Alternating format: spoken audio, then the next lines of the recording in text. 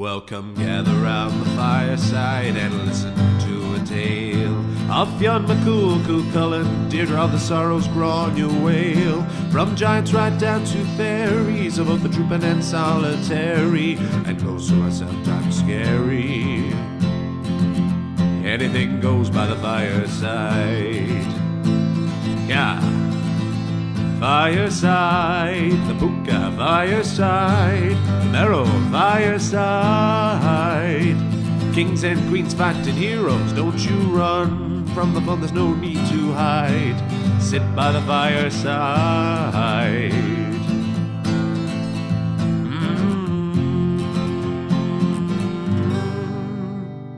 Fireside.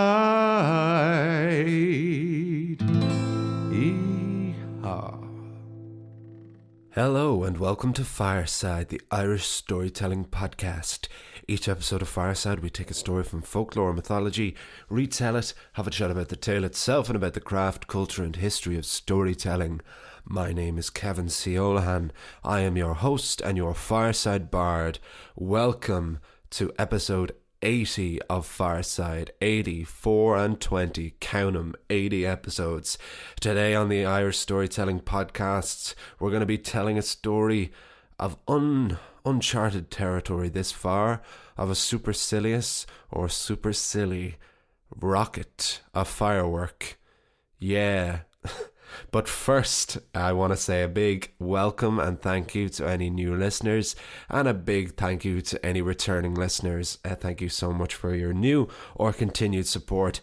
Please do continue to leave ratings, reviews and subscriptions wherever you get your podcasts. If you really enjoy the podcast, please do support us over on Instagram at Fireside Bard. If you want to contact me and you're not on Instagram, then you can do so at the email address thefiresidebard@gmail.com.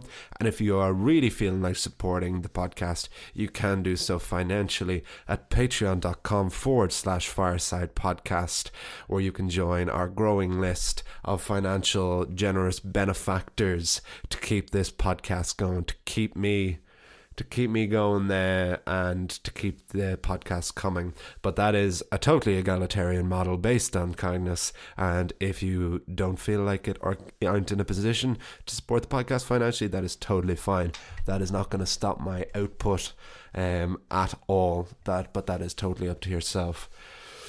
Today, what episode? I've lost count of what episode this has been that I've been recording in isolation in my home setup here in Wicklow. I'm pleased to report that the Head Stuff Podcast Network Studios is open once again. It's been open since last week, but I have not yet moved back up to my apartment in Dublin, so I'm still recording remotely from home. I'm still quite happy with the quality both of the episodes and of the recordings of the home setup I've had in Fireside, having invested in good equipment for my pocket studio. But I'm very much looking forward to getting back into the beautiful surroundings of the Head Stuff Podcast Network studios. But until that day, which hopefully will be very soon, I continue to record in quarantine, in isolation, as we begin to start to phase back into each other's lives and continue to phase back into each other's lives. And with that, with the opening of businesses, but the opening of pubs and please may it be soon, and it is going to be quite soon, the opening of theatres and other kinds of arts venues, we can start to get cooking on the next Fireside Live show, which I look forward to planning, announcing and performing for those of you that are able to make it. But that is all to come, and there is plenty more exciting news in the pipeline, as well as very exciting news, as I've mentioned a couple of times, from Head Stuff coming any day now. So any episode now, I'll be able to do a big announcement that is coming soon from Head Stuff, so keep an ear out for that. But first, we've already had first, but next up, we're going to get down to the story itself.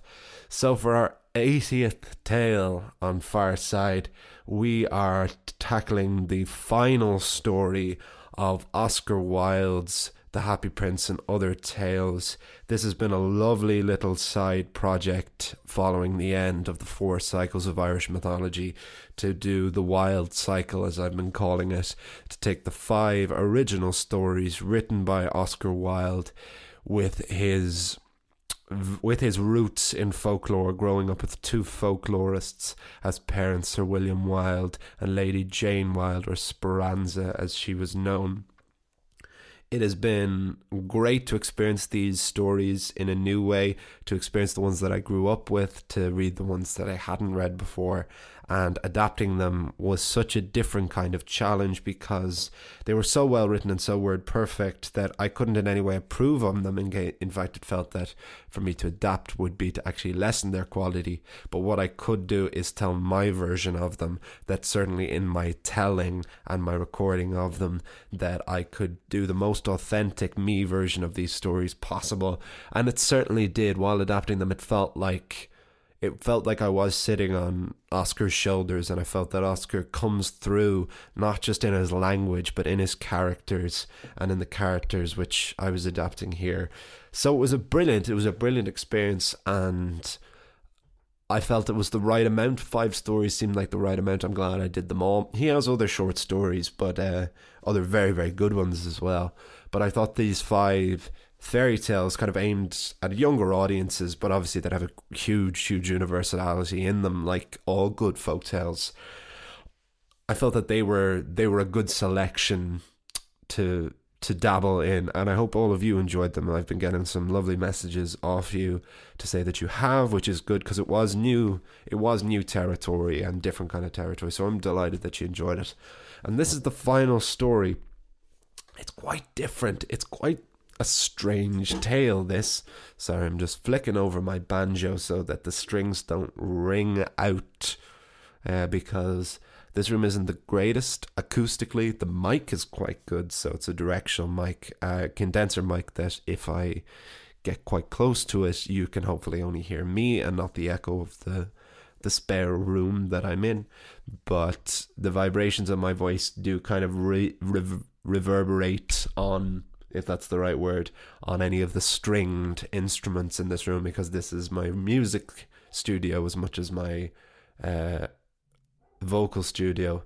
And my dog is out in the garden and he is barking at nothing by the looks of it. Max, stop barking, please. Yes, my dog's name is Max. So I'm going to get down to the story now. We'll chat a bit more about it afterwards. But this is the final of the Oscar Wilde fairy tales, the finale of the Wilde cycle. It's episode 80. It is The Remarkable Rocket on Fireside.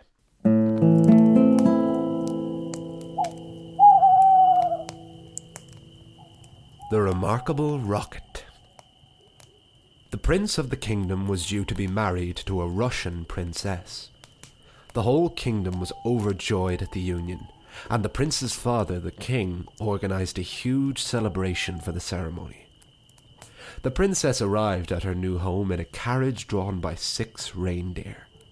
When the couple finally met for the very first time, they thought that each other was even more beautiful than they had seen in their pictures, and sure they felt of how happy they would be together. The prince's page said, "The princess was like a white rose before, but now she is in love. She is a red rose." And for the next few days, everyone in the kingdom went around singing, "White rose, red rose, white rose." The king was so pleased with this, he doubled the page's salary. Quite an honour. But as he didn't pay the page anything, doubling his salary was still nothing. The guests and crowds assembled and the ceremony was held. So in love did the couple appear that the page said, "It is quite clear they both love each other, as clear as crystal." Everyone clapped and cheered, and the king doubled his salary again, which still sat now at nothing. The finale to the evening's celebrations was to be a spectacular midnight fireworks display. "What are fireworks?" asked the princess. "They're like the aurora borealis, but more natural," replied the king to a question that had been asked to his son. He was always answering questions he had not been asked. Everyone waited in eager anticipation for the fireworks display. The kingdom overlooked a cosy harbour, and on the far side pier the royal pyrotechnician had assembled all the necessary accoutrements. On the bill were Roman candles, Catherine wheels, Bengal lights, sparklers, cracklers, screamers and squibs. And no, I did not make any of those up. As they prepared for their own big night, a little squib said, "My, how beautiful the moon looks reflecting on the salt water this evening. I am so glad I got to see the whole world before exploding." The Roman candle was very put out by this. "This kingdom isn't the entire world, you silly squib. It would take several days to see all of that." "Ah, but any place you love is the world to you," said the Catherine wheel. "It's just a shame that romance is dead. The poets have killed it. They wrote about it too much. Now no one believes them anymore." "What a thing to say," said the Roman candle. "Love will never die. It is as eternal as the moon shining on the dark blue sea." Back and forth the fireworks debated and argued about love until they were interrupted by a rather supercilious cough. All the fireworks turned to see a tall, shiny, red rocket standing proudly upon his stick. "I say, how good of you all to be here on the very night I am to go off. Indeed, what serendipitous circumstances that the prince should be married on the same night I am to ignite the sky. Princes are so very lucky, aren't they?" The other fireworks stared at the rocket, unsure exactly where to begin. Then a young squib said, "But I thought we were being set off because the prince was getting married." The rocket scoffed. "You may be, but me? Certainly not. I am the most remarkable rocket that has been seen in this kingdom. That is because I come from such good stock. My mother was a Catherine wheel, so remarkable they say she spun 19 times before she extinguished. My father, a rocket like myself, was so remarkable he was written about in the papers as being a miracle of plyometrics." "Pyrotechnics," corrected a pedantic Bengal light. "You mean pyrotechnics. I should know. The word is written on my label," he went on proudly. "Well, I said plyometrics, and how so very rude of you to interrupt and attempt to correct me like that." The Bengal light was quite saddened by this, and so began to bully some smaller squibs to prove he still had some authority. "Where was I?" asked the rocket. "You were going on about yourself," said the Roman candle. "Ah, yes. I knew I was talking about something interesting before I was so rudely interrupted. My word, how I hate rudeness. I am extremely sensitive to it. In fact, I am quite sure I am the most sensitive person there is." "What is sensitive?" asked the squib. "Someone who, because he has corns himself, has to step on everyone else's toes," whispered the Roman candle astutely. The squib very nearly exploded with laughter. "What are you laughing at?" asked the rocket. "I am laughing because I am happy," explained the squib. "What a selfish reason to laugh. Have you no consideration for others? You should think of others. In fact, you should think of me. I am always thinking of myself. Think, for example, of the prince and the princess. If I did not go off tonight, they would never be happy again. I am quite sure of that. Really, when I reflect on my own importance, I am almost moved to tears." "Well, be sure not to do that," cautioned the Roman candle. "If you cry, you won't go off." "Nothing will stop me from going off, and I will cry if I want to," said the rocket indignantly. And with that, he began to cry. Very real tears. The other fireworks groaned, but were rescued by the sound signalling their moment had arrived. Fuse by fuse, the royal pyrotechnician began to ignite the sky. The Roman candle fizzed and popped. The Catherine wheel fizzled and squealed. The cracklers and squibs crackled and snapped. There were whistles and screams and explosions which painted the night sky reds and whites and greens before fading to the sight of smoke and the smell of sulphur. Only the self-called remarkable rocket did not go off. So much had he cried that he had dampened his own gunpowder and was quite useless. The king must have deemed I am too important to be let off with these amateurs, said the rocket to himself. They are surely saving me for some extra special occasion. The next morning, as the servants were sweeping and cleaning up the pier, they came across the rocket and said, "Oh, look at this. We have a bad rocket." As he was thrown into a bin bag, the rocket said, "Bad rocket? The very idea. Oh, he must have said grand rocket. The two words are very similar sounding. There's no way he meant bad rocket." The trash was then dumped over the high castle walls, and the rocket landed in a ditch of wet, sludgy mud. "Ah," the rocket sighed as he began to sink into the mud. "This must be some spa the king has sent me to relax and rejuvenate in. I am so important. I need to rest and relax before I make my big show." As he sank, a frog hopped over to the rocket and said, "Oh, we have a new arrival. Welcome, welcome. Oh, you'll like it here." "Ahem," said the rocket, waiting to be allowed to speak.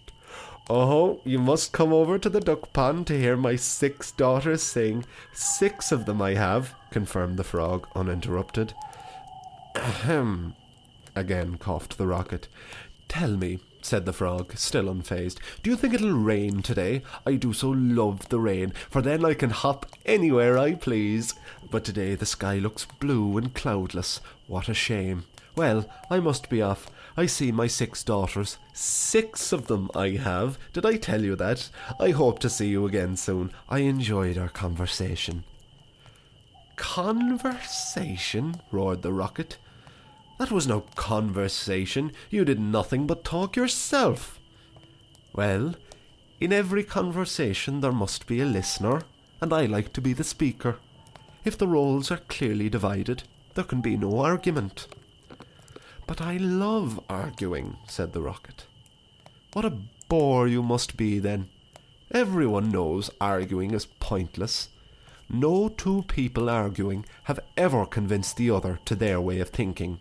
And with that, the frog hopped off. "Why, I do believe that to be the most selfish person I have ever met," cried the rocket. "No consideration for me or my importance or what I'm going through." The rocket's next visitor was a duck, who said, "Quack, quack, quack. My, what a strange shape you are. I hope you don't mind me asking, but were you born that way, or did it happen by accident?" The rocket scoffed. "It is quite clear you have lived in the country all your life, so I will forgive you for not recognizing me. I come from the royal palace, where I am of great value to the king and the prince. Even the humblest of my kind flies into the sky and bursts into an explosion of colour and smoke." "Well, what use is that?" asked the duck. "That's not very useful. If you could pull a cart or plough a field, that would be impressive. But what good is flying into the air and exploding? Quack, quack, quack." Again the rocket scoffed. "My poor creature, it is quite clear you belong to the lower class, so let me educate you. People of my position are never useful. We have a list of accomplishments, and that is quite enough." The duck could stand no more of this talk, and she waddled away in disgust as the rocket sank further into the mud. The next day there were 2 young boys gathering wood for a fire. One spotted the rocket in the mud and said, "Look at this big old stick. This will be perfect for the fire." "Old stick?" cried the rocket. "Ah, gold stick. That's what he must have said. What a compliment.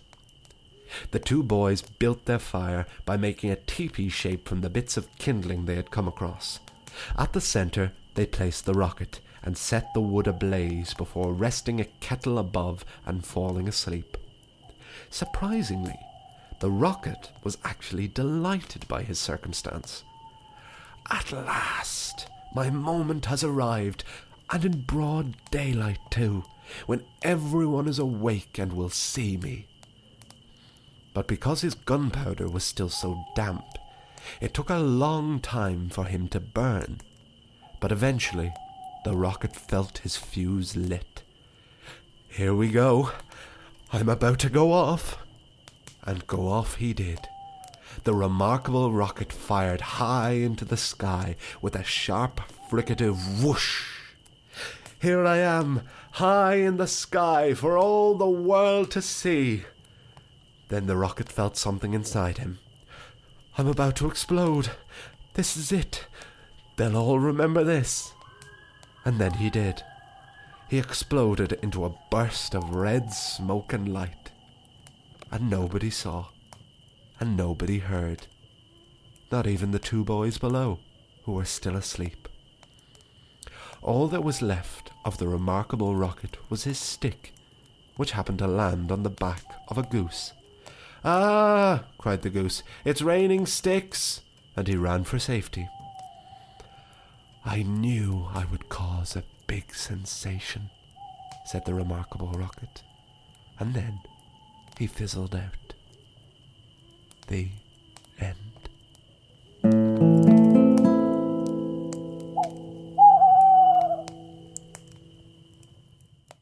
And that was the story of the remarkable rocket on Fireside. Do you know what? That story was hard to write. It was hard to, or certainly adapt. I'm not sure if it was hard or not for Oscar to write. It may have been difficult for him. It may have flowed from his pen. But I really enjoyed when I read this story first. This wasn't one I knew before I was researching it for the podcast. And it's so original. I mean, I've never encountered a story about personifying fireworks before, and they seem so ripe for personification once you read how Wilde does it. But this story is famous in the collection for Wilde's use. As you see him begin to master one of the things he would become most famous for as a playwright, which is his epigrams, which are his short quotes that can be taken out of context and have been taken out of context, and are the quotes that are Wilde is famous for, such as "The only thing worse than being talked about is not being talked about. We are all in the gutter, but some of us are looking at the stars." The list goes on and on and on. His plays and his prose are absolutely rammed with them. They're wonderfully epigrammatical, as I believe the word is. But the remarkable rocket as a story in Wilde's version is packed full of epigrams, and again, his version is much better than mine could ever be, and please do read it yourself as well as the other stories to feast your eyes and senses on the wonderful imagery he summons through these stories, that you can then pass on to your own children, whether you have them now or one day, or just read them to others. They're just wonderful stories to have in your life. They may be ones you grew up with, they may be ones you've never heard before.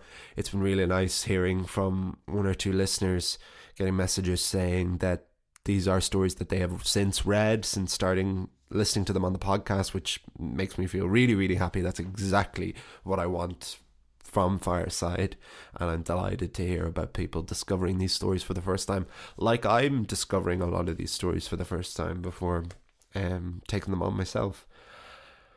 But so there are, obviously for the large part, I haven't included Wilde's epigrams because I've been adapting the story myself, but some of them have creeped in their own forms.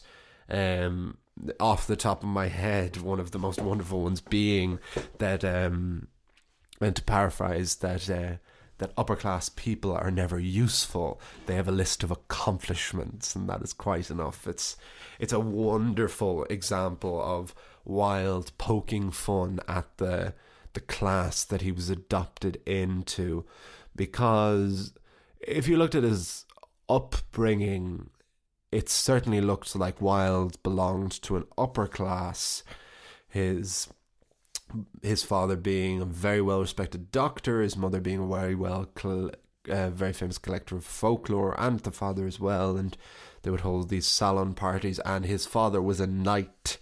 But I discovered this from a wonderful book I read recently called Mad, Bad and Dangerous to Know, which is a book about the fathers of Joyce, Wilde and Yeats.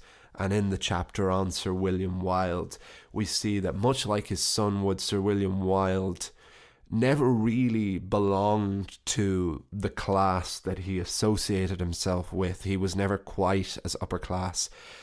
And nor would Oscar be. Oscar himself considered himself to be of the upper class that his longtime partner, Lord Alfred Douglas, or Bosie, as Oscar called him, was. But Lord Douglas was the son of the Marquess of Queensberry, who gave his name to the Queensberry boxing rules, and is the Marquess who would later sue Oscar for what the crime was, gross indecency, when he found out about the love affair between Oscar and his son. But Oscar would write to Bosie from prison, and where he would talk about our class together and our people and all. But Oscar was not the same as Lord Alfred Douglas. He certainly grew up with wealth and was provided for and had incredible opportunities that so many wouldn't. But Oscar's father gained a knighthood through his skills as a doctor, whereas like Lord Alfred Douglas belonged to a long line of British aristocracy. You know, he was a lord and his father was a marquess. So it was interesting that of the aspirations for himself that Oscar had, and how Oscar saw himself with the company that he adopted, because for another thing, his incredibly extravagant lifestyle and versus the money he made from his output as a playwright and a prose and a short story writer. He could never really afford the lifestyle that he led, which is what led him to do a lengthy lecture tour across the United States. That's getting into a just territory about Wilde and all, but I just wanted to illustrate this because obviously what this story, The Remarkable Rocket, is criticizing is this self-importance and this delusional self-importance that people had and certainly can still have. That's what's so great about moral tales like this, and kind of there's something quite fableish about this, is that you know people, I certainly know people like The Remarkable Rocket, and it continues this thread that we found through all of these Wilde stories that I've talked about a good bit, in that the primary theme recurring through all of these stories is of selfishness and of self-importance, and there is always a character that is always very prevalent in these stories. So it's something that Wilde was obviously mattered greatly to Wilde. He may have thought that he suffered from it himself. It may have just been the thing that he saw the most in others, and it was obviously a thing that he saw as crucially important when he was writing these stories, which he wrote for his own children. He read these stories to his own children. I mean, you don't have to look past the fact that one of these stories is literally called The Selfish Giant. But Wilde's, in all of these stories, from The Happy Prince to The Nightingale and the Rose, The Selfish Giant, The Devoted Friend, and now in The Remarkable Rocket, this current of selfishness is so prevalent, and it is often, I don't think, with the exception of the case of The Selfish Giant and I suppose The Happy Prince, there is little to no comeuppance for any of these selfish people. The Rocket is a bit milder. The Rocket doesn't make anyone's life worse. He just is boastful, to these other fireworks. But Wilde does seem to say that there are people who are delusional about their own self-importance and put down others, you know, like even to the fact that the Rocket thinks that the frog is selfish and he doesn't see his own selfishness, or he asks the little squib to not be so selfish as to think of others, like to think of him. And he goes to his death, he goes to explosion, which is, I do love the visual of that, or just the idea of that, of the incredibly short lifespan of a firework, and that a fireworks big day is their last day, is the day they go off, the day they explode. And the remarkable rocket, goes through these incredible duress, these incredibly stressful times. He's dampened by the tears. He's thrown over. He's dumped in the bin. He's dumped in the mud, and he's eventually used as firework. And all through this, he still manages to hold his own sense of self-worth and self-importance, which is almost admirable in a way. There's certainly a lesson of resilience to be taken from the remarkable rocket. But it just goes to show that there are those people out there who have these delusions of grandeur and of their own value and worth, and go through life entirely like that, no matter how much other people say they're not, and no matter how life tries to teach them the opposite. And while I suppose he is poking fun at the rocket, I would like to say, by describing him as supercilious, particularly, which is Kevin's new word of the week. That's a great one to have taken on board. But the story of the remarkable rocket, ultimately, he is still our hero, and it's still a happy ending for him, as much as the world tries to make it not a happy ending for him. And yeah, I mean, while it doesn't come down judgmental or harsh on the rocket, he almost, like me, just seems to admire the remarkable rocket, even just like with the title, The Remarkable Rocket. But yeah, but this was a very challenging story to write. It was a longer tale, and because it was largely a series of epigrams, more so than like a plot, even though there is a lot of plot elements to it. But like, it starts, you know, with the story of the prince and the princess, which never comes back. So I condensed that significantly. Quite a good amount of the first section of the story is dedicated to this prince and princess and king dynamic, which ultimately has nothing to do with the rocket, except in setting up what he is being used for, and to preempt how on par with them the rocket thinks himself to be. But in the reading of it, I found the story quite challenging to adapt, and it was quite a slog at times, and I was delighted when it was done. And I almost wasn't looking forward to recording it, and I was always thinking, it's kind of a shame that this is going to be 80, because the round numbers, the like 10, 20, 30, 40, 50, 60, 70 episodes, have, as far as I'm aware, they've all been big ones. You know, it was like Cú Chulain's first one, it was The Legend of Scythe, it was always a very major entry in whatever cycle it was for that respective time and for that respective cycle. And I almost thought that this should have been The Happy Prince or The Selfish Giant rather than The Remarkable Rocket. But I went chronologically, and this is the last story. And actually, I had a huge amount of fun reading it just there, because of the characters and how much characterization could come through and could bring through. And I was quite proud of that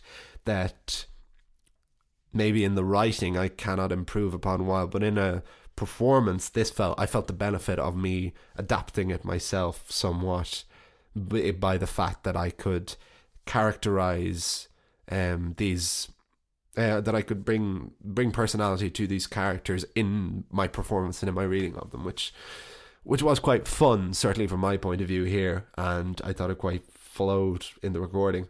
You may think otherwise. I hope not. I hope you did enjoy it. So that's actually a longer episode than we've been, which has been good. I actually really enjoyed that after chat and everything, and yeah, it felt like a good episode 80, and felt like a good way to say goodbye to the Oscar Wilde cycle. But who knows? As I said, there are plenty of other Oscar Wilde tales. We may revisit Wilde at a later date.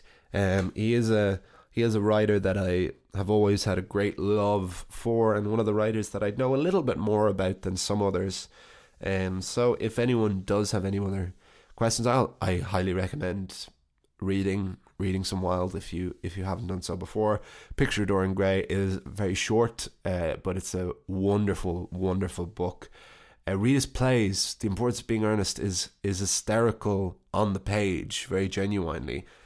You don't need to be an actor or involved in the theatre, I don't think, to enjoy reading Wilde's plays, certainly, because they are just gas. Definitely go and see them, though. Definitely go and see an Oscar Wilde play if you get the chance. And yeah, pick up this book of short stories or read them online. They're all there online. I just personally prefer to read them on the paper, but they're all there, and it's The Happy Prince and Other Tales. So yeah, let me know what you thought. Let me know which one was your favourite. If I ever want to revisit these, if any of these tales may end up in a performance of the Fireside Live shows, it'd be great to know what ones people liked, what ones people didn't like. So the next episode, we're going to be going back to a folktale, going back to a new direction with the folktale, and then an exciting new departure for the mythic cycles, which I'll reveal next week or the week after. But there's good plans. We're at episode 80 now. We're kind of charging to the last 20 before we come to 100 episodes, which is that's insane to just even be near, I know that like the likes of Mark Maron and Joe Rogan and all have literally thousands of podcasts, but for a little podcast that I am recording in the spare room of my house right now, to have this body of 80 to look back on already is incredible. And thank you. That's all down to you. It's all down to you, the listeners, who continue to listen and continue to grow this podcast with me, and I'm ever so grateful for it. So thank you to any new listeners. Thank you so much to all you returning listeners. Thanks to Jamie, my editor. Thanks to Alan and Paddy at Headstuff. I look forward to being back in the studio with you. Thanks again for those of you for listening. I'll see you all. You'll hear me all next time. And remember, wherever you are and wherever you go, you can always join me by the fireside.